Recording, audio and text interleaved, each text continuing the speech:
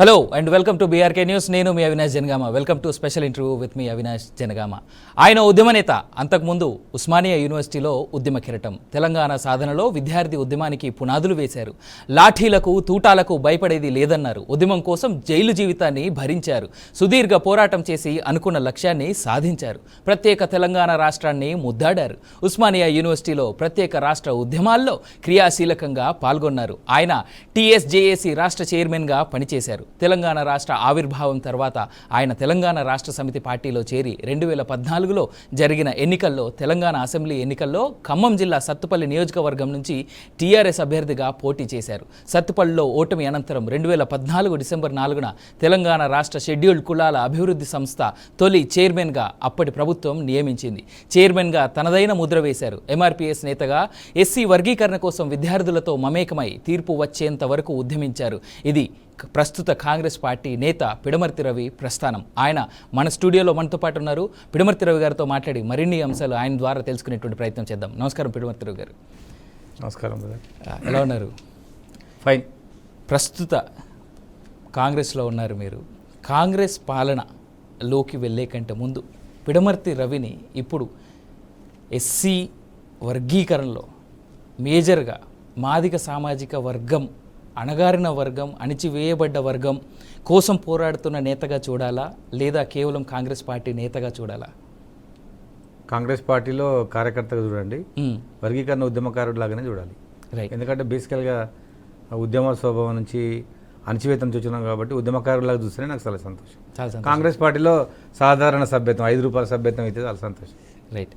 కానీ సార్ ఒక మాట చెప్పండి, ఇక్కడ మీరు బీఆర్ఎస్ పార్టీని వీడి కాంగ్రెస్లోకి వస్తున్నప్పుడు కేసీఆర్ మీద చాలా పెద్ద స్టేట్మెంట్స్ చేయడం జరిగింది. కేసీఆర్ వల్ల మా జాతి ఇంకా అణచివేయబడింది అనేటువంటి మాట మీరు అన్నారు. దానికి కట్టుబడి ఉన్నారా ఇప్పటికి కూడాను? ఇప్పటికి కట్టుబడి ఉన్నా. కేసీఆర్ వల్ల మా జాతి చాలా నష్టపోయింది. అందుకోసమనే ఆ పార్టీలోకి వెళ్ళి నేను పక్కకు వచ్చిన. నా ప్లేస్లో ఒక సమైక్యవాదిని తీసుకొచ్చి పెట్టడాన్ని నేను తట్టుకోలేకపోయినా. అందుకోసమనే టీఆర్ఎస్ పార్టీ నుంచి పక్కకు రావాలని డిసైడ్ అయ్యాను. ఇప్పుడు కాదు, 2018 ఎలక్షన్ల తర్వాతనే 2019 ఏప్రిల్లో నా మీద గెలిచిన సండ్ర వెంకటవీరని టీడీపీ పార్టీకి సంబంధించిన వ్యక్తిని టీఆర్ఎస్లో తీసుకొచ్చిండు. కరెక్ట్. నాకు చెప్పకుండా, నన్ను కన్విన్స్ చేయకుండా. కేసీఆర్కి కన్నా నేను ఏం తక్కువ పని చేయలేదు తెలంగాణ ఉద్యమంలో. ఆయన ఎప్పుడు కూడా కూర్చొని గుర్రాలు ఇచ్చేది. నేను ఓయిలో విద్యార్థి ఉద్యమానికి నాయకత్వం వహించిన. ఓయిలో ఆ సంవత్సరం ఎంఏకి వచ్చిన విద్యార్థి ఎట్లా ఉండడో యాక్టివ్గా అంత యాక్టివ్గా పనిచేసిన. నన్ను కాదని నేను మా కేసీఆర్ ప్రభుత్వానికి కొల్లగొడతానన్నటువంటి ఓటు కేసులో ఉన్నటువంటి సండ్ర వెంకటవీరని తీసుకొచ్చి పార్టీలో చేర్పించుకున్నాడు. ఆయనకైనా జ్ఞానం ఉండాలి. అందుకోసం పార్టీకి వెళ్ళి పక్కకు వచ్చి. ఇప్పుడు ఇలాంటి సంఘటనలు బీఆర్ఎస్ పార్టీ హయాంలో చాలా జరిగాయి. అవును. గత 10 ఏళ్ళుగా మనం చూసుకుంటే తెలంగాణ ఉద్యమాన్ని, కేసీఆర్ని నిన్ను రాష్ట్రంలోకి వెళ్ళి వెళ్ళగొడతాం, అసలు తెలంగాణ రాష్ట్రం ఏ విధంగా ఏర్పాటు చేస్తారు అనేటువంటి వాళ్ళే గత 10 ఏళ్ళుగా మంత్రులుగా ఉన్నారు, చాలా ఉన్నతమైనటువంటి పొజిషన్స్లో ఉన్నారు. మరి దీన్ని చూసినా కానీ ఇప్పుడు ఉన్నటువంటి ఈ తెలంగాణ సమాజానికి మీరు ఏం చెప్తారు? అందుకోసం ఆయన ఇక్కడ ఏం జరిగిందంటే, ఒక తెలంగాణ ఉద్యమకారుడికి అన్యాయం జరిగినప్పుడు నేను మాట్లాడలేదు, నాకు అన్యాయం జరిగినప్పుడు ఎవరు మాట్లాడలేదు. రెండు, కేసీఆర్ చేసిన పెద్ద తప్పిదం ఏంటంటే, ఎవరైతే తెలంగాణకు వ్యతిరేకులు అందరిని తీసుకొచ్చుకొని అక్కడ పెట్టుకున్నాడు, వాళ్ళందరినీ మంత్రులు చేసిండు, వాళ్ళందరూ ఎమ్మెల్యేలు రాజ్యసభలు చేసిండు. ఇవాళ వాళ్ళందరూ పార్టీని విడిపోయారు. అందుకోసమనే తెలంగాణలో టీఆర్ఎస్ పార్టీకి అంత నష్టం జరిగింది. నాలాంటి ఉద్యమకారుడిని రాజకీయ నాయకులుగా తయారు చేసుకోలేకపోయాడు కేసీఆర్. అందుకోసమనే ఎవరు గెలిస్తే వాళ్ళని తీసుకొచ్చి పార్టీలో పెట్టుకున్నారు. ఇవాళ కాంగ్రెస్ గెలిచింది, అందరు కాంగ్రెస్లోకి పోతారు. సగానికి ఎక్కువ మంది కూడా ఈ కాంగ్రెస్ నుంచి వచ్చిన వాళ్ళే ఆనాడు బీఆర్ఎస్ పార్టీలోకి. వాళ్ళందరూ మళ్ళీ తిరిగి సొంత గుట్టుకు వచ్చేసిన అంతే కదా. కాంగ్రెస్ పార్టీలో గెలిచిండ్రు, టీఆర్ఎస్లోకి వచ్చిండ్రు. టీఆర్ఎస్ పార్టీ ఓడిపోయింది, కాంగ్రెస్ వచ్చింది, అలాగే పోయింది, అంతే. సో రాజకీయ నాయకులు అంటే దాదాపుగా అధికారంలో ఎవరు ఉంటే చాలా వరకు అటువైపు అందరూ అట్లా చేయరు. ఈ ఓల్డ్ జనరేషన్ అట్లే చేస్తుంది. కొత్తగా వచ్చినటువంటి వీళ్ళని కేసీఆర్ ఇప్పుడు అంటాడు, మెరికల్ లాంటి యువకులను తయారు చేసుకుందాం. 10 ఏళ్లలో అవకాశం ఉంటే నాలాంటి డైనమిక్ లీడర్ని వదిలేసి నువ్వు సండ్ర వెంకటవీర లాంటి వాళ్ళని తీసుకొచ్చి పక్కన పెట్టుకున్నప్పుడే నీలో ఉన్నటువంటి నూతన ఆలోచన ఏందో బయటపడిపోయింది. ఒక పార్టీ, మన పార్టీలో తెలంగాణ కోసం పనిచేసిన వ్యక్తిని కాదని టీడీపీ పార్టీ నుంచి గెలిచిన వ్యక్తిని తీసుకొచ్చి నువ్వు పార్టీలో పెట్టుకున్నప్పుడు నువ్వు మెరికల్ లాంటి యువకులను ఎట్లా తయారు చేసుకుంటావు? అందుకోసమనే కేసీఆర్కి అవకాశం పోయింది. అప్పుడే మంచి యువకులందరినీ తయారు చేసుకోవాలని 30 ఏళ్ల పాటు కేటీఆర్ నాయకత్వంలో ఉండేటట్టు చేసుకోవాల్సింది పోయి అందరిని తీసుకొచ్చి పెట్టుకున్న వాళ్ళందరూ ఇవాళ అధికారం పోయిందని వెళ్ళిపోయినారు. అంటే ఇక్కడ ఇంకో మాట కూడా ఉంది రవి గారు. కేవలం కేటీఆర్ సెంట్రిక్, హరీష్ రావు సెంట్రిక్, కవిత సెంట్రిక్, కేసీఆర్ సెంట్రిక్, అంతే కదా. ఆ తర్వాత ఈ 4 పిల్లర్స్, వేరే ఎవరు లేరు అలా. సంతోష్. అవును. సో ఈ 5 సెంట్రిక్ గానీ ఈ 5 పిల్లర్ల చుట్టే ఆట ఆడింది కాబట్టి ఇవాళ ఈ పరిస్థితి. అదే వాళ్ళ 4 స్తంభాల ఆట కోసం ప్రజలందరినీ రోడ్డు మీద తీసుకొచ్చిండ్రు. వాళ్ళ అధికారం పోగానే జనాలందరూ వెళ్ళిపోయినరు. ఎందుకు అంటే ఈ పార్టీ మీది కాబట్టి మీరే కాపాడుకోండి, మేము ఇల్లుండం మాది కాదు ఇదని వెళ్ళిపోయారు. కానీ ఇక్కడ ఇంకో మాట కూడా ఉన్నది. ఆనాడు పార్టీలో ఉన్నటువంటి అందరి జేబులు నింపాడు కేసీఆర్ అనేటువంటి మాట గత బీఆర్ఎస్ పార్టీలో ఉన్నటువంటి కొంతమంది నేతలు, ఇప్పుడు పార్టీ మారినటువంటి లేదా కాంగ్రెస్లోకి వచ్చినటువంటి కొంతమంది నేతల మాట. మరి అలాంటప్పుడు అందరి జేబులు నింపాడు కదా, ఆ పార్టీని అంటిపెట్టుకుని ఈనాడు ఉండొచ్చు కదా. కష్టాల్లో ఉన్నటువంటి పార్టీ జేబులు నింపినావు, రాజకీయ పార్టీ నాయకుల జేబులు నింపినావు, రాజకీయ నాయకుల జేబులు నింపినావు కదా. ఉద్యమకారులకు ఏం చేసినావు చెప్పండి. ఉద్యమకారులకు పెన్షన్ సౌకర్యాన్ని ఇవ్వలేకపోయింది కేసీఆర్. ఉద్యమకారులకు విరివిరిగా అవకాశాలు ఇవ్వలేకపోయిండు. ఉద్యమకారులని రాజకీయ నాయకులుగా ప్రమోట్ చేయలేకపోయిండు. ఒక ఫ్యూ మెంబర్స్ ఉన్నారు అంతే, ఒక 4-5 మనం చెప్పుకోవచ్చు. అది కాదు కదా, నీకు ఇక్కడ 200 మంది 300 మంది కావాలి కదా, వాళ్ళని తయారు చేసుకోలేకపోయినావు. అందుకోసమైనా ఇవాళ వాళ్ళు పార్టీ మాది కాదనుకొని వెళ్ళిపోయినారు. రైట్. ఇది పార్టీ మారడానికి కారణం అయితే మీరు ఉద్యమకారులు అంటున్నారు కాబట్టి ఈ సందర్భంలో ఒక మాట మాట్లాడారు. ఇవాళ మీరు కాంగ్రెస్ పార్టీలో ఉన్నారు కాబట్టి ఉద్యమ సమయంలో ప్రాణాలు కోల్పోయినటువంటి కుటుంబాలు ఏవైతే ఉన్నాయో దాంట్లో కొన్ని కుటుంబాలకు మాత్రమే ఆనాడు కేసీఆర్ ఎంతో కొంత అయితే ఏదో ఒకటి చేయడం జరిగింది. ఈ కాంగ్రెస్ పార్టీ అధికారంలోకి వస్తున్నప్పుడు లేదా అధికారంలోకి రావడానికి ఎలక్షన్స్ టైంలో చాలా మాటలు చెప్పారు. ఉద్యమకారులందరినీ మేము గుర్తుపెట్టుకుంటాం, వాళ్ళకి ఇళ్ల స్థలాలు ఇస్తామని చెప్పేసి. కానీ రీసెంట్గా తెలంగాణ ఆవిర్భావ దినోత్సవం నాడు కూడా ఉద్యమకారుల కుటుంబాలు కొన్ని ఉద్యమ అమరవీరుల స్తూపాన్ని సాక్షిగా ధర్నా చేయడం జరిగింది. వాళ్ళకి ఇప్పటివరకు ఎలాంటి మాట ఇచ్చినట్టుగా కూడా కనిపించట్లేదు కాంగ్రెస్ పార్టీ తరపు నుంచి. దాని గురించి మీరు ఏమంటారు? ఎందుకంటే విద్యార్థి ఉద్యమ నాయకుడిగా మీ ప్రస్థానం చాలా పెద్ద ఎత్తున ఉంది కాబట్టి. ఇప్పుడు ఉద్యమకారులకు కాంగ్రెస్ పార్టీ ఇచ్చిన హామీ ఏంటంటే ఉద్యమకారులకు 250 గజాల స్థలం ఇస్తామని చెప్పిండ్రు. 2 అమరవీరుల కుటుంబాలకు 25,000 రూపాయలు పెన్షన్ ఇస్తామని చెప్పిండ్రు. అవన్నీ కూడా ఇంకా టైం కాలే, టైం వస్తుంది, వాళ్ళ డే వస్తుంది. వచ్చినప్పుడు వాళ్ళకి ఖచ్చితంగా చేస్తారు. ఎందుకంటే ముందుగా మహిళలకు బస్ సౌకర్యం ఉన్నది ఇచ్చిండ్రు, అది రైతు రుణమాఫీ అయిపోయింది. నెక్స్ట్ మా టైం వస్తే ఉద్యమకారుల సమయం, దానికోసం వెయిటింగ్. వచ్చినప్పుడు ఈ 250 గజాల స్థలం అమరవీరుల కుటుంబాలకు నెలకు 25,000 రూపాయల పెన్షన్, ఆ 2 కూడా ప్రభుత్వం దానికి కట్టుబడింది. రేవంత్ రెడ్డి గారు ఇస్తారన్న నమ్మకం కూడా మాకుంది. అంటే నేను ఒక మాట అడుగుతున్నాను, మీరు తప్పుగా తీసుకున్నా నేను బాధపడేది లేదు. గత 10 ఏళ్ళుగా 12 ఏళ్ళుగా ఉద్యమకారులు లేదా ఉద్యమంలో అమరులైనటువంటి కుటుంబాలు, ఈనాటికి రోడ్డున పడి ఏడుస్తున్నటువంటి కుటుంబాలు, సరైన జీవనాన్ని వెళ్ళదీయలేని జీవితాలు చాలా ఉన్నాయి. ఇంకా టైం వస్తుంది అంటే 10 ఏళ్ళు అయిపోయింది, ఈ ప్రభుత్వం వచ్చి 10వ నెల నడుస్తూ ఉంది. ఇంకా టైం వస్తుంది అంటే వాళ్ళ జీవితాలు గడవడం ఎలా? 10 సంవత్సరాలకు 10 నెలలకు చాలా తేడా ఉంది కదా. కేసీఆర్ ఈ 10 సంవత్సరాల కాలంలో వాళ్ళ గురించి పట్టించుకోలేదు. కేవలం మాది ఫక్తు రాజకీయ పార్టీ, మాకు ఎమ్మెల్యేలు కావాలి, ఎంపీలు కావాలి అనుకున్నాడు తప్పించి, కానీ అధికారం నిలుపుకోవాలనుకున్నాడు. కానీ తన పార్టీకి తన ప్రభుత్వానికి సిద్ధాంత భూమిక వెన్నుపూసలాగే ఉండే ఉద్యమకారులని నిలువెత్తుగా మోసం చేసింది కేసీఆర్. అందుకోసం ఇలా పార్టీ లేకుండా పోయింది తెలంగాణలో. ఇప్పుడు అవన్నీ మాట్లాడుతూ ఉన్నాడు. నా అదేంటంటే కాంగ్రెస్ పార్టీ నిజానికి తెలంగాణ ఆ సెంటిమెంటుని పెద్దగా వాళ్ళు ఒప్పుకోరు, అయినప్పటికీ కూడా అన్నమాట ప్రకారం వాళ్ళు చేస్తారన్న నమ్మకం ఉంది. కానీ ఒక మాట ఉంది రవి గారు, ఇక్కడ తెలంగాణ సెంటిమెంట్ని అంత పెద్దగా ఒప్పుకోదు ఈ కాంగ్రెస్ పార్టీ అనేటువంటి మాట మీరే అంటా ఉన్నారు. మరి ఉద్యమకారులకి లేదా అమరులైనటువంటి ఉద్యమకార కుటుంబాలకి సరైన న్యాయం జరుగుతుందని మీరు బలంగా చెప్పగలరా ఈ పార్టీ? 100%. ఎందుకంటే కాంగ్రెస్ పార్టీ ఇచ్చిన గ్యారంటీలలో ఇదొకటి. ఏది అమరవీరుల కుటుంబాలకు 25,000 రూపాయల పెన్షన్, ఉద్యమకారులకు 250 గజాల స్థలం, అవి 2 ఒప్పుకున్నారు. అవి 2 మీద మేము వర్కౌట్ చేస్తూ ఉన్నాం, రెగ్యులర్గా మాట్లాడుతాను. ఇస్తారన్న మాట వాళ్ళు క్యాబినెట్ మినిస్టర్లు అందరూ అంటూ ఉన్నారు. సీఎం గారిని కూడా కలుస్తాము, సీఎం గారు కూడా ఒప్పుకుంటారు. ఇస్తారన్న నమ్మకమే ఉంది మాకు. ఎందుకంటే వాళ్ళు కేసీఆర్ వదిలిపెట్టిన పనిని చేయాలని వాళ్ళ కోరిక. తెలంగాణ ఇచ్చినాం కదా, ఇచ్చినాం కాబట్టి ఎవరైతే కొట్లాడినా వాళ్ళకి న్యాయం చేయాలన్నది కాంగ్రెస్ పార్టీ భావన. అయితే బంగారు తెలంగాణ 10 ఏళ్ళుగా చేస్తామని చెప్పేసి కొట్లాడి తెచ్చుకున్న తెలంగాణ అని చెప్పేసి కేసీఆర్ చాలా బలంగా చెప్పాడు ఆ 10 ఏళ్ల పాటు. ఇప్పుడు కనీసం ఫామ్ హౌస్ దాటి బయట కూడా రావట్లేదు ఈ 10 నెలల నుంచి. కనీసం అసెంబ్లీకి ఒక్కసారి అదే బడ్జెట్ పెడుతున్న రోజు వచ్చి మాట్లాడే అవకాశం ఉండదు కాబట్టి అసెంబ్లీలో కనిపించి వెళ్ళిపోయాడు. ఇలా వరదలు వచ్చినా సరే కనీసం బయటికి రాని పరిస్థితి కేసీఆర్ది. ఇది ఎలా చూస్తారు మీరు కేసీఆర్ విషయంలో? ఆయనకు అధికారమే పరమావధి ఆయనకు. ఇప్పుడు నేను అధికారం లేను కాబట్టి నేను వచ్చి ఏం చేయాలి, నేను వచ్చి మాట్లాడితే ఏమవుతుంది వాళ్ళకు? అయినా ఓడించిన ఈ సమాజానికి నేనెందుకు చేయాలి? 2 ఓడిపోయినప్పుడు ప్రజలు ఏ తీర్పు ఇచ్చిందో ఆ తీర్పుని స్వాగతిస్తున్నా, గౌరవిస్తా, మళ్ళీ మీకోసం పనిచేస్తా అని కనీసం నోటి మాట కానీ చెప్పాడా? మ్మ్. అహంకారం వారికి. నేను వీళ్ళకి చెప్పుడైందని.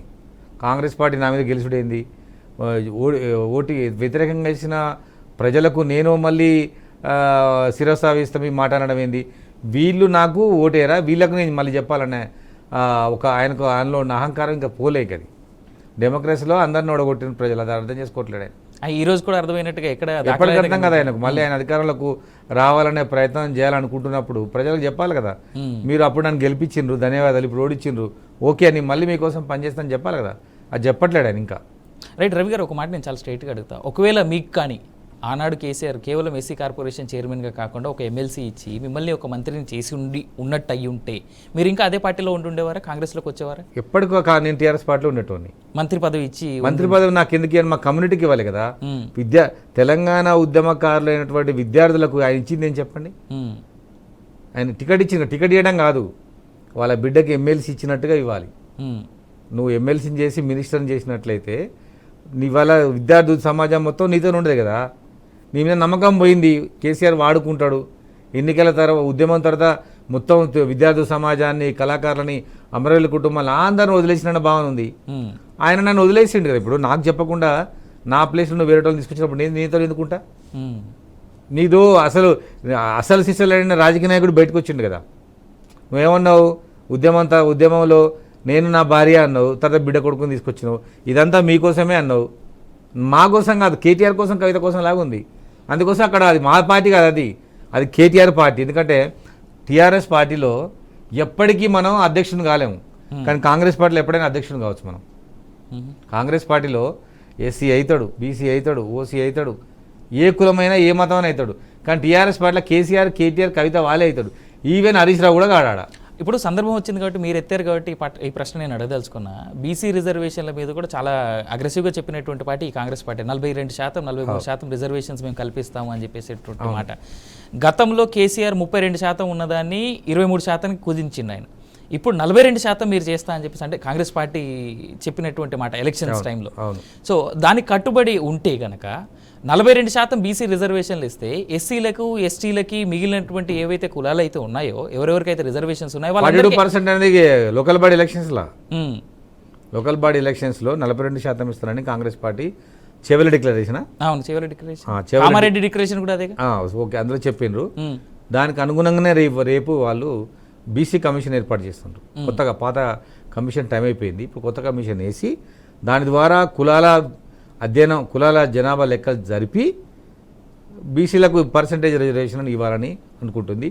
కేసీఆర్ 23% కన్నా కాంగ్రెస్ పార్టీ ఎక్కువ శాతం ఇస్తుంది. దీన్ని బీసీలందరూ నమ్మొచ్చు. కానీ ఇక్కడ ఒక మాట ఉంది, 42% కేవలం బీసీలకే ఇస్తే మనకు ఉన్నటువంటి సుప్రీంకోర్టు గైడ్లైన్స్ ప్రకారం కావచ్చు, రాజ్యాంగం గైడ్లైన్స్ ప్రకారం కావచ్చు, 50% మించి రిజర్వేషన్స్ ఉండకూడదు దేంట్లో కూడా. మరి దాన్ని ఎట్లా ఓవర్కమ్ అవుతారు మీరు? ఎందుకంటే ఎస్సీలు, ఎస్టీలు, మిగిలినటువంటి మైనార్టీలు అందరికీ అన్యాయం చేసినట్టు అవుతుంది కదా 42% కేవలం బీసీలకి ఇస్తే. మరి తమిళనాడులో 16% ఉంది కదా. ఇప్పుడు దీన్ని 42% ఇచ్చి 9th షెడ్యూల్లో పెట్టి దాని పార్లమెంట్ చట్టం చేపిస్తే ఈ రాష్ట్రంలో కూడా రిజర్వేషన్స్ పెంచుకోవచ్చు, అవకాశం ఉన్నది. రాష్ట్ర ప్రభుత్వం అందుకు అనుగుణంగా కృషి చేస్తున్నట్టు అనిపిస్తూ ఉంది. దానిలో భాగంగానే కొత్తగా వచ్చే బీసీ కమిషన్.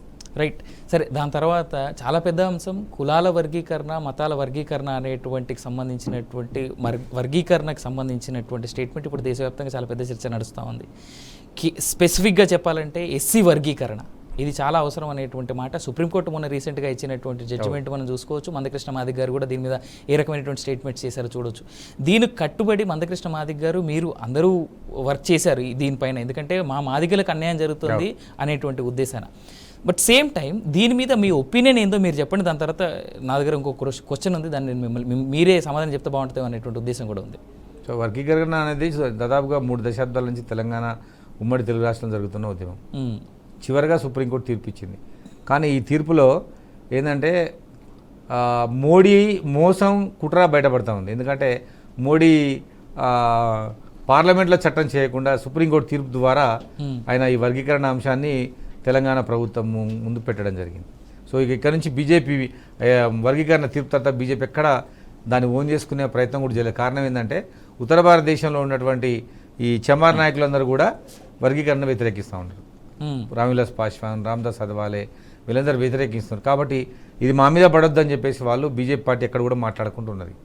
తెలంగాణ రాష్ట్రంలో ఈ సమస్య ప్రధానంగా ఉన్నది. ఎందుకంటే ఇక్కడ single largest community Madiga community. So ఈ కమ్యూనిటీకి ఈ తీర్పు ద్వారా న్యాయం జరగాలన్నది సుప్రీంకోర్టు యొక్క తీర్పు సారాంశం. సో వెంటనే మన ముఖ్యమంత్రి గారు కూడా దానికి అనుగుణంగానే చేస్తామని చెప్పడం జరిగింది. దానికి సంబంధించి రేపు మా కూడా మనం కమిటీని ఆశించవచ్చు. కమిటీ కూడా ఇస్తారు. కమిటీ తీర్పు తర్వాత ఎట్లా వేసే ఇప్పుడు బీసీ కులాల అధ్యయనం కోసం కులాల లెక్కలు జరిగితే ఆ కులాల లెక్కల ప్రకారం తెలంగాణ రాష్ట్రంలో మాదిగ జనాభా ప్రకారం వర్గీకరణ చేయాలన్నది మా అభిమతం. సుప్రీంకోర్టు తీర్పు ఇచ్చిన ప్రకారం జరిగితే, కృష్ణమాదిగ కోర్టు ఉద్యమం ప్రకారం జరిగితే తెలంగాణలో మాదిగలకు నష్టం జరుగుతుంది. అట్లా జరగొద్దు. ఇక్కడ కొత్తగా ఇప్పుడు కులాల అధ్యయనం జరగాలి. కులాల లెక్కల ప్రకారం తెలంగాణ రాష్ట్రంలో ఎవరి జనాభా అంతుంటే ఆ జనాభా ప్రకారం రిజర్వేషన్లు ఇవ్వాలి. మళ్ళీ ఇప్పుడు మీరు అన్నట్టుగా 42% ఉందిగా, మరి పెరిగితే కష్టంగా అన్నప్పుడు తెలంగాణలో ఇప్పుడు రిజర్వేషన్ అమలు జరుగుతుంది 46%. 46లో ఇంకా 4% ఉన్నది. ఆ శాతంలో 2-3% పెంచి ఎస్సీ వర్గీకరణ చేస్తే మాదిగలకు లాభం జరుగుద్ది. రేవంత్ రెడ్డి గారు ఈ విషయంలో క్లియర్గా ఉన్నట్టుగా అనిపిస్తూ ఉంది. వారు ఇచ్చిన మాట ప్రకారం మాదిగలకు విశ్వాసం ఉన్నది. ఎందుకంటే మాకు ఎమ్మెల్యే సీట్లలో తక్కువ సీట్లు వచ్చినాయి, పార్లమెంట్ సీటే ఇవ్వలేదు.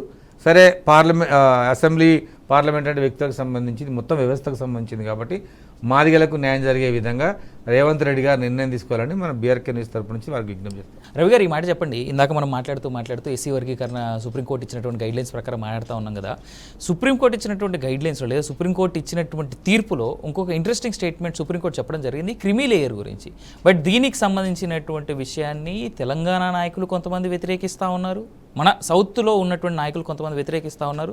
సేమ్ టైం నార్త్లో ఉన్నటువంటి ఏదైతే ఎన్డీఏలో ఉన్నటువంటి చాలామంది కూడా వ్యతిరేకిస్తూ ఉన్నారు. దీన్ని మీరు ఎలా చూస్తారు? అసలు క్రిమీ లేయర్ అవసరం లేదా? క్రిమీ లేయర్ అయితే ఉండాలి. కానీ వాళ్ళు అనేది ఏంటంటే వివక్షతోటి రిజర్వేషన్లు వచ్చినాయి కదా, అంటరానితనం వల్ల రిజర్వేషన్లు వచ్చినాయి కదా. మాకు అంటరానితనం పోలే కదా, మేము ఇప్పటికి కూడా మేము ఎస్సీలమే కదా. లైక్ బట్టి విక్రమార్క, తర్వాత వివేక్, తర్వాత రామ్దాస్ అత్వాలే, పాశ్వాన్, వీళ్ళందరూ కూడా ఎస్సీలుగా ఉన్నప్పటికీ కూడా ఆర్థికంగా చాలా ధనవంతులు వీళ్ళు. ఓసీల కన్నా ఎక్కువగా ధనవంతులు వీళ్ళు. రైట్. సో వాళ్ళు ఏమంటారంటే అంటరాంతరం ఉంది కాబట్టి మాకు రిజర్వేషన్లు వర్తించాలంటారు వాళ్ళు. ఇందులో ఉన్నటువంటి ఎస్సీలో ఉన్నటువంటి పేదవాళ్ళు, ఇప్పటివరకు రిజర్వేషన్ అనుభవించని వాళ్ళు ఏమంటారంటే మీరు అనుభవించారు కదా, ఇంకేంది మాకు రావాలి కదా అంటారు వీళ్ళు.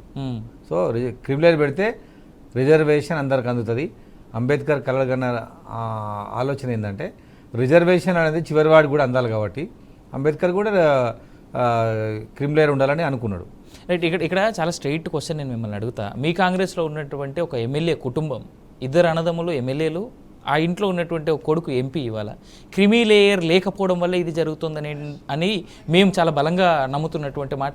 ఇప్పుడు దీనివల్ల, ఈ క్రిమీ లేయర్ లేకపోవడం వల్ల ఆర్థికంగా అభివృద్ధి చెందిన వాళ్ళు లేదా ఉన్నతమైనటువంటి పొజిషన్లో ఉన్నటువంటి వాళ్ళే మళ్ళీ ఉన్నతమైనటువంటి పొజిషన్లోకి వెళ్ళడం, లేదా ఆర్థికంగా బలంగా ఉన్నటువంటి వాళ్ళు ఆ కుటుంబం కొన్నేళ్లుగా ఆ యొక్క రిజర్వేషన్ అనుభవిస్తూనే ఉన్నతమైనటువంటి పొజిషన్లో ఉంటూ ఆ పొజిషన్ అనుభవిస్తూనే ఇంకా ముందుకు వెళ్తూ ఉన్నారు. ఇది నష్టం చేయట్లేదా ఆ పర్టికులర్గా ఎస్సీ కమ్యూనిటీలో ఉన్నటువంటి వాళ్ళకి? నష్టమే. రిజర్వేషన్లు వాడిన వాళ్ళే వాడుకోవడం వల్ల రిజర్వేషన్ల యొక్క మోటో దెబ్బతింటుంది. కాబట్టి ఇప్పుడు ఎవరైతే వర్గీకరణకు వ్యతిరేకంగా మాట్లాడుతున్నారో, క్రిమిలేయర్ మీద మాట్లాడుతున్నారో వాళ్ళందరూ కూడా రిజర్వేషన్ని బాగా అనుభవించిన వాళ్ళే. వివేక్ గారు, వెంకటస్వామి గారు అనుభవించారు, వివేక్ గారు అనుభవించారు, వాళ్ళ కొడుకు కూడా వచ్చింది. బాబాసాహెబ్ అంబేద్కర్ అనుకున్నది అట్లా కాదు, అందరూ అనుభవించాలనుకున్నాడు. ఇప్పుడు ఉన్నటువంటి సామాజిక ఉద్యమకారులు కూడా మాకు కూడా ఒకసారి అవకాశం రావాలనుకుంటారు. రామ్విలాస్ పాశ్వాన్ మాట్లాడి రివ్యూ వేస్తానన్న కారణం కూడా అదే, చిరాగ్ పాశ్వాన్. ఎందుకంటే అతను వాళ్ళ నాయన కేంద్ర మంత్రిగా చేసిండు, అతను ఇప్పుడు కేంద్ర మంత్రిగా చేసిండు. నెక్స్ట్ తన భవిష్యత్ తరాలు కూడా రిజర్వేషన్ అనుభవించాలంటే క్రిమిలేయర్ ఉండకూడదు. అందుకోసం ఆయన రిజర్వేషన్ వర్గీకరణ వ్యతిరేకిస్తున్నాడు. తప్పితే ఆయన మొత్తం సామాజిక వివక్షత పోవాలన్నట్లే. మాకు మాత్రము అంటరాంతరం ఉంది కాబట్టి మేము ఉన్నంతకాలం, బతికినంతకాలం మాకు రిజర్వేషన్ ఉండాలంటారు. రిజర్వేషన్ ఉండాలి, కానీ ఆ రిజర్వేషన్ కిందికి తన తోటి వాళ్ళైనటువంటి పేదోడికి మాత్రం అందొద్దు. సో ఇది కూడా ఒక రకంగా ఇది కూడా వివక్షతనేది. తోటి దళితుని పట్ల, దళితులలో పేదోని పట్ల వివక్షత చూపించడం. కాబట్టి అందుకోసం వాళ్ళు వ్యతిరేకిస్తున్నారు. ఖచ్చితంగా ఎప్పటికొక రోజు కూడా అది కూడా వస్తుంది. రిజర్వేషన్ అనేది అందరికీ రావాలి, అందరికీ అందాలన్నది సమసమాజం కోరుకుంటుంది ఇది. సో క్రిమిలేయర్కి అయితే మీరైతే యాక్సెప్టెన్స్ ఇస్తున్నారు, మీరైతే ఫుల్ సపోర్ట్ చేస్తా ఉన్నారు క్రిమిలేయర్ ఉండేది, నేను దాని మీద ఉద్యమం చేయట్లేదు కానీ క్రిమిలేయర్ ఉండాలి. క్రిమిలేయర్ ఉండాలి. రైట్. అయితే ఇంకో మాట ఉంది మీ పైన, కాంగ్రెస్ పార్టీలోకి రావడం కేవలం పొంగులేటి గారి వల్లే జరిగింది, మీరు ఆ తర్వాత కేవలం పొంగులేటితో ఉండేందుకే, పొంగులేటి అనుచరుడిగా మాత్రమే ఉండేందుకే మీరు కాంగ్రెస్లోకి వచ్చారనేటువంటి మాట చాలా బలంగా వినిపిస్తూ ఉంది మీ పైన. దీన్ని ఎలా చూస్తున్నారు మీరు? అంటే నిజానికి మా డిస్టిక్ నాయకుడు పొంగులేటి శ్రీనివాసరెడ్డి గారు కదా, ప్లస్ నేను పోటీ చేసింది కూడా పొంగులేటి శ్రీనివాసరెడ్డి గారి ప్రాంతంలోనే, సత్తుపల్లి నియోజకవర్గంలో కల్లూరు మండలంలో గ్రామం వస్తుంది నారాయణపురం, వారిది అక్కడ కాబట్టి 10 ఏళ్ళ నుంచి పరిచయం. ఆయన నాయకత్వం అంటే ఆయన పరిచయం కాకపోతే నేను కాంగ్రెస్ పార్టీకి రాలేకపోయాను. ఆయన పరిచయం ఉండి ఆయన మధ్యవర్తిగా ఉన్నాడు కాబట్టి ఆయనని చూసి కాంగ్రెస్ పార్టీలోకి రావడం జరిగింది. ఒకవేళ అది కానీ పొంగులేటి శ్రీనివాస్ కనుక ఇవాళ కాంగ్రెస్ పార్టీలో లేకపోతే మీరు ఏ పార్టీలో జాయిన్ అయ్యి ఉండేవాళ్ళు? నేను ఆయన ఏ పార్టీలో జరిగితే ఆ పార్టీలో జాయిన్ అయినవాడిని. పొంగులేటితోనే మీ ప్రయాణం అంటారు ఇక్కడ నుంచి? రైట్. పొంగులేటి లాంటి వ్యక్తి మీకు అండగా ఉన్నప్పటికీ కూడా రెండో సీఎం అంటారు, లేదా రేవంత్ తర్వాత పొంగులేటి అనే అంటారు ప్రస్తుతానికి ఈ రాష్ట్ర వ్యాప్తంగా ఉన్నటువంటి ప్రజలు ఎవరైనా చూసినా కానీ పొంగులేటిని. అలాంటి పొంగులేటి అండగా మీకు ఉండగా కూడా మాజీ ఎస్సీ కార్పొరేషన్ చైర్మన్గా చేసినటువంటి మీకు ఇప్పటివరకు ఏ పదవి అధికారికంగా రాకపోవడానికి కారణం ఏమై ఉండొచ్చు? కారణం ఏం లేదు, నా కోసం చివరంగా ప్రయత్నం చేస్తుండు. నా టైం రాలేదు, నా టైం వస్తుంది, ఆయన మీద నమ్మకం ఉన్నది. నెక్స్ట్ విడతలో నాకు వచ్చే అవకాశం ఉన్నట్టుగా అనిపిస్తూ ఉన్నది, ఎందుకంటే మొదటి విడతలు రాలేదు. ఖచ్చితంగా నాకు సముచితమైన స్థానం ఆయన ద్వారా లభిస్తుంది. మళ్ళీ చెప్తున్నా కదా, ఆయన కనుక లేకపోతే నేను కాంగ్రెస్ పార్టీలో చేరలేకపోతే ఆయనతోటే కాంగ్రెస్ పార్టీలో చేరిన, ఆయనతోటే నాకు భవిష్యత్తు. అయితే ఇదే సందర్భంలో నేను ప్రశ్న మిమ్మల్ని సూటిగా అడదలుచుకున్నా. మీరు కొన్ని సందర్భాల్లో చెప్పినటువంటి మాట, పార్లమెంట్ ఎలక్షన్స్ కంటే ముందు వరంగల్ టికెట్ నాకే, వరంగల్ సీట్ నాకే, నేనే కంటెస్ట్ చేయబోతున్నాను అనేటువంటి మాట మీరు చెప్పారు. బట్ ఆ వరంగల్ సీటు మీకు కాకుండా కడియం ఫ్యామిలీకి ఇవ్వడం జరిగింది, కడియం శ్రీహరి కూతురికి, కడియం కావ్యకి. సో ఆమె గెలవడం కూడా జరిగింది. అలా చూసుకున్నట్టయితే మీకు అక్కడ పొంగులేటి ఉన్నా కానీ మీకు అన్యాయం జరిగినట్టేగా. కాంగ్రెస్ పార్టీ నా టికెట్ కోసం ఆయన ట్రై చేసిండు, కానీ వాళ్ళ తమ్ముడు కోసం కూడా ట్రై చేసిండు, వాళ్ళ తమ్ముడు కూడా రాలేదు. మరి అందుకు కాంగ్రెస్ పార్టీలో ఏ టైంలో ఏం జరుగుద్ది, ఎవరు వస్తారు, ఎవరు వచ్చి ఎవరెవరు అవకాశాలను ఎత్తుకపోతూ ఉంటారు. ఇది చాలా పెద్దగా పార్టీ కాబట్టి ఆడ కష్టంగా ఉంటుంది, తప్పదు. ఇక మనకు వచ్చేంతవరకు కొట్లాటమే, వచ్చేంతవరకు ప్రయత్నం చేయటమే. సో నాకు కూడా అన్నున్నాడు కాబట్టి ఆయన ఎప్పుడో రోజు మంచి అవకాశం తీసుకొస్తాడని నేను అనుకుంటాను. రైట్. ఇప్పుడు ఉన్నటువంటి పరిస్థితులు పరిగణిస్తే వర్గీకరణ ఉద్యమంలో ఇది ఏదైతే వర్గీకరణ ఉందో, ఎస్సీ వర్గీకరణ కావచ్చు, లేదంటే కులాల వర్గీకరణ కావచ్చు, వర్గీకరణ ఉద్యమంలో కొత్త దండోరా ఉద్యమం అనేటువంటి మాట విన్నాను నేను. ఇది ఎంతవరకు నిజం అంటారు? అండ్ దాని వెనకాలన్నటువంటి కారణం ఏంటి, దాని వెనకాల మోటివ్ ఏంటి? అంటే వర్గీకరణ ఉద్యమం 1990లో ప్రారంభమైంది. ప్రారంభమైనప్పుడు మాదిగలకు 7% రిజర్వేషన్తో కృష్ణమాదిగ నాయకత్వంలో ఎంఆర్పిఎస్ ప్రారంభమైంది. కరెక్ట్. కానీ 3 దశాబ్దాల తర్వాత కూడా 7% వద్దంటున్నాం మేము. 3 దశాబ్దాలు అయిపోయింది ఆ డిమాండ్ పెట్టి. ఇప్పుడు సుప్రీంకోర్టు చేయమంటుంది. చేసేటప్పుడు 2 రాష్ట్రాలు వచ్చినప్పుడు కొత్తగా 2 రాష్ట్రాలు వచ్చినప్పుడు అప్పుడు ఉమ్మడి రాష్ట్రంలో ఉన్నాం కాబట్టి ఆంధ్రలో మాల జనాభా ఎక్కువ ఉంటుంది, వాళ్ళ జనాభా నిష్పత్తి ప్రకారం వాళ్ళకి అక్కడ ఇవ్వాలి. తెలంగాణలో మాదిగ జనాభా ఎక్కువ, మీకు తెలుసు కదా. కరెక్ట్. కాబట్టి ఇక్కడ ఈ జనాభా నిష్పత్తి ప్రకారం ఇవ్వాలి. అందుకోసమనే వర్గీకరణ ఉద్యమంలో కొత్త దండవరం ఏంటంటే జనాభా దామాష ప్రకారం తెలంగాణ రాష్ట్రంలో మాదిగలకు 12% రిజర్వేషన్ ఇవ్వాలని మేము సంఘాలు పెట్టి, మాదిగ చేసి సంఘాలు పెట్టి మొత్తం తెలంగాణలో తిరుగుతూ ఉన్నాం. మా డిమాండ్ ఏంటంటే తెలంగాణలో ఏబిసిడి కాదు, మాదిగలకు 12% రిజర్వేషన్ ఇవ్వాలి. అదే కొత్త దండోరా. స్పెషల్గా మాదిగల కోసం 12%. రైట్. అయితే ఇదే మాట నాకు ఒకటి చెప్పండి. బీఆర్ఎస్ పార్టీ అధికారంలో ఉన్నప్పుడు సమగ్ర కుటుంబ సర్వే అనేటువంటి చేసింది. ఇప్పుడు మళ్ళీ మీరు ఈ యొక్క వర్గీకరణ కోసం మళ్ళీ గనక దామాషా లెక్కలు బయటికి తీస్తే ఏ ప్రాతిపదికన చేస్తారు?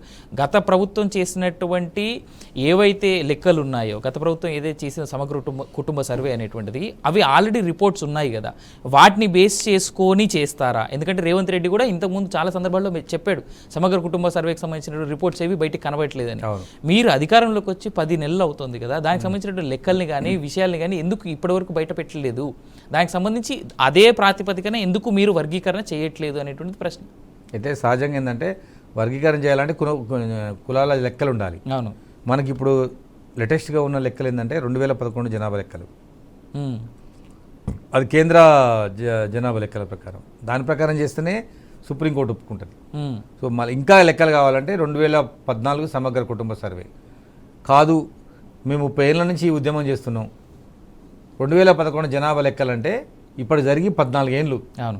అప్పటికి జనాభా పెరుగుద్ది మళ్ళీ. కాబట్టి మేము ఏమంటున్నామంటే దయచేసి ముఖ్యమంత్రి గారికి బీఆర్కే న్యూస్ తరపున విజ్ఞప్తి ఏంటంటే, మీరు ఈ బీసీల 42% గురించి బీసీ కమిషన్ వేస్తారు కాబట్టి కులాల లెక్కలు జరగాలని రాహుల్ గాంధీ అంటుండు, కులాల లెక్కలు చేస్తామని రేవంత్ రెడ్డి గారు అంటున్నారు. మా లెక్కలు చేసి మాకు దాని ప్రకారం రిజర్వేషన్ అమలు జరపండి. 30 ఏళ్ల పాటు మేము అడిగినాం కదా.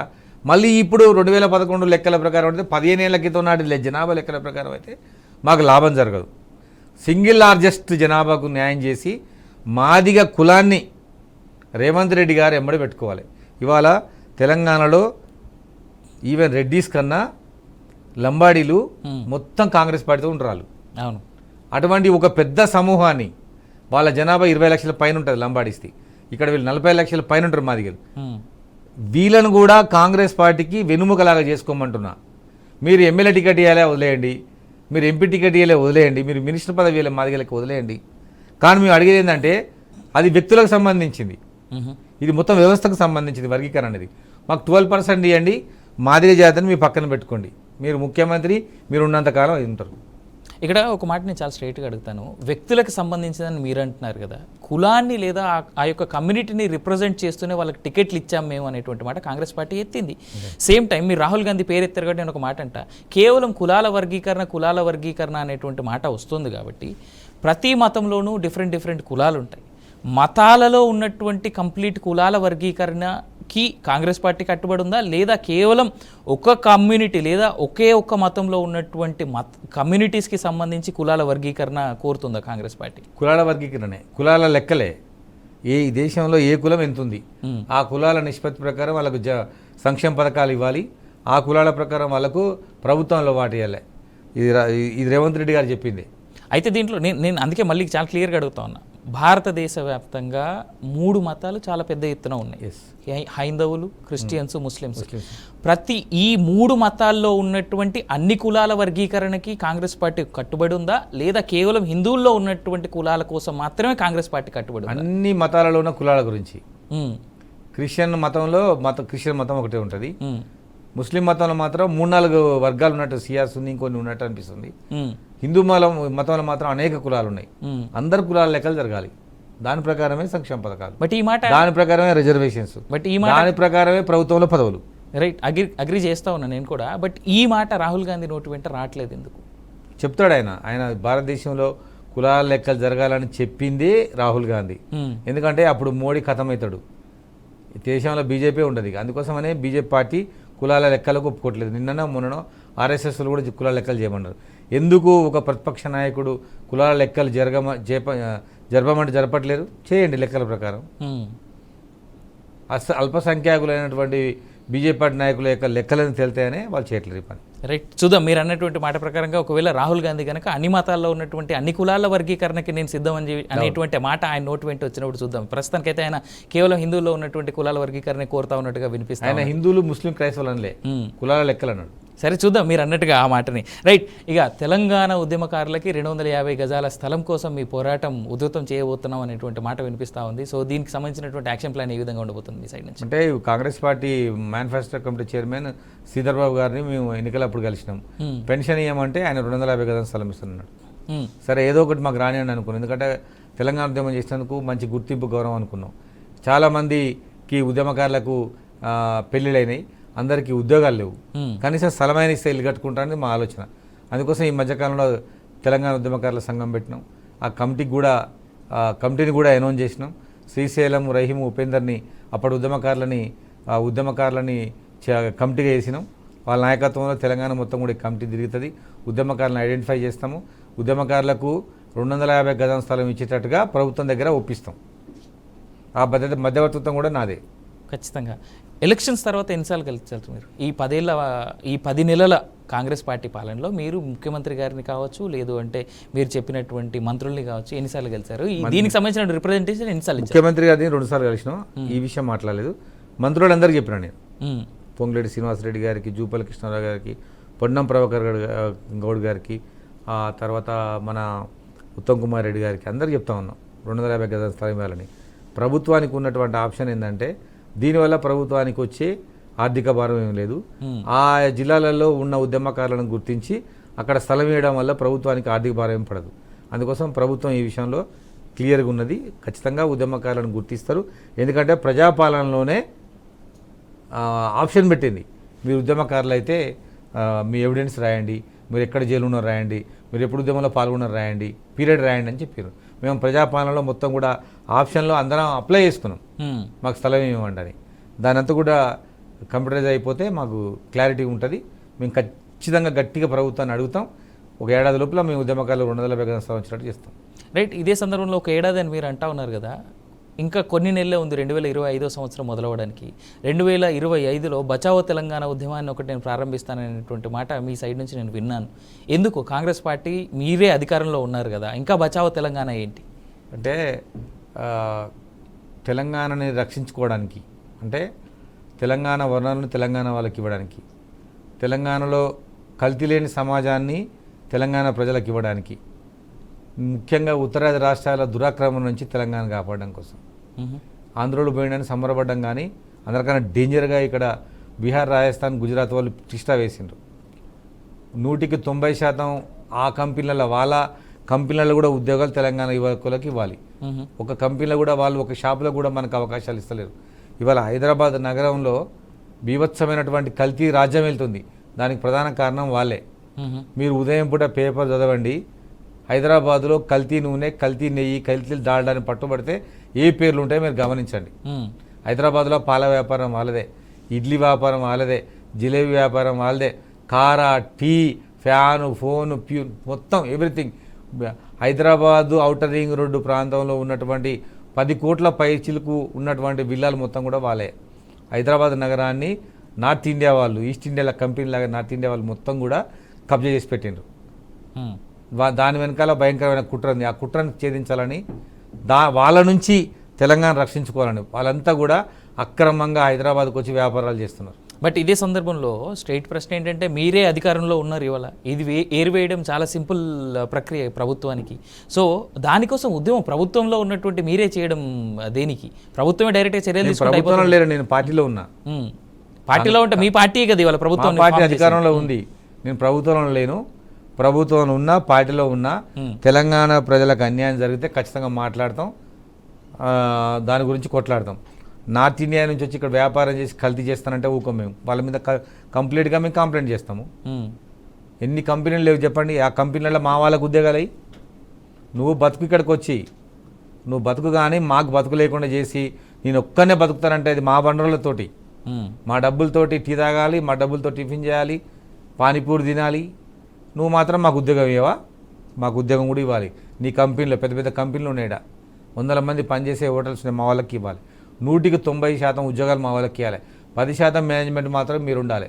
జనవరి నుంచి ప్రారంభిస్తాం. ఈ లేకపోతే ఏం జరుగుతుందో చూడు. తెలంగాణ ఉద్యమంలో ఎక్కువ అంత శాంతియుతంగా జరిగింది, ఇది అట్లా జరగదు. ఇంకా చాలా అగ్రెసివ్ జరుగుతుంది, గుర్తుపెట్టుకోండి. నేను ఇదే సందర్భంలో ఒక విషయం మీకు గుర్తు చేస్తా. అయితే రీసెంట్ గా కర్ణాటక ప్రభుత్వం కూడా ఇలాంటిది ఒక ఆర్డినెన్స్ తీసుకురావాలని చెప్పేసి అసెంబ్లీ చేసింది. సాయంత్రం ఆపేసిండ్రు. ఎందుకు? దాంట్లో నార్త్ ఇండియా కుట్ర ఉంది. దాంట్లో కూడా మీకు అవకాశాలు రావు, పెట్టుబడిదారులు మీకు అక్కడికి రారు కాబట్టి ఈ ఆర్డినెన్స్ ఇస్తే 90% ఉద్యోగాలు ఏమని ఇచ్చింది. అది కర్ణాటక ప్రభుత్వం, సిద్ధరామయ్య గవర్నమెంటే ఆర్డినెన్స్ చేసింది క్యాబినెట్ ద్వారా చేసి, ఈ స్థానికులకు 90% ఉద్యోగాలు ఇవ్వాలని. అంటే బయట కంపెనీలు రావు, బయట రాష్ట్రాల నుంచి వాళ్ళు పెట్టుబడిదారులు రారని. పెట్టుబడిదారులు రావచ్చు, కంపెనీ పెట్టుకోవచ్చు, నువ్వు బతకొచ్చు, కానీ 90% ఉద్యోగాలు మాకు ఇవ్వాల్సిందే. కర్ణాటక ప్రభుత్వం వెనకపోయినట్టుగా ఇక్కడ వెనకపోతున్నారని మనం ఎట్లా అనుకుంటాం? సో సాక్షాత్తు మీరు గమనించండి, రేవంత్ రెడ్డి గారి స్టేట్మెంటు, ఆయన సీఎం అయినాకనే చెప్పిండు ఈ విషయం మీద. నార్త్ వాళ్ళు చాలామంది వస్తున్నారు, మనకు అవకాశాలు పోస్తున్నాయి, దక్షిణ భారతదేశం నుంచి కాంగ్రెస్ పార్టీ ప్రధానమంత్రి చేస్తానని అనడా లేదా? రైట్. ఇదే మాట ఒకవేళ వేరే రాష్ట్రాల్లో కనుక చూసుకుంటే, తెలంగాణ వాళ్ళు ఎవరు ఇక్కడ ఉండకూడదు, తెలంగాణ వాళ్ళ రాష్ట్రానికి వెళ్ళిపోండి అనేటువంటి మాట కనుక వస్తే దానికి సిద్ధంగా ఉన్నట్టేనా తెలంగాణ రాష్ట్రం అయితే? మేము వాళ్ళని వెళ్ళిపోమన్నట్లే కదా. రాజస్థాన్, గుజరాత్, పంజాబ్, హర్యానా గో బ్యాక్ అన్నట్లే. రెడ్ హెల్త్ అనే ఒక కంపెనీ హైదరాబాద్లో, పంజాబ్ ప్రభుజోత్ సింగ్ అనే వ్యక్తి రెడ్ హెల్త్ మాఫియా ఇక్కడ ఎంటర్ అయ్యి తెలంగాణ డ్రైవర్లకు, ఓనర్లకు తీవ్రమైన నష్టం చేసిండు. అటువంటి వాళ్ళ మీద చర్య తీసుకోమంటున్నాం. బ్రౌన్ బీరు, బిగ్నర్ లాంటి కంపెనీలల్లో ఒక్క తెలుగు ఓడు కూడా ఉద్యోగం వస్తువు లేడు. మాకు 90% ఉద్యోగాలు ఏమంటున్నావు? మాకు నువ్వు బతుకు, మమ్మల్ని బతకని, నువ్వు ఒక్కనే బతుకుతున్నట్టు మాత్రం కుదరదు. రైట్. రవి గారు, చివరిగా ఒక మాట, రవి గారి ప్రస్థానం ఏ విధంగా ఉండబోతుంది ఇక్కడ నుంచి కాంగ్రెస్ పార్టీలో?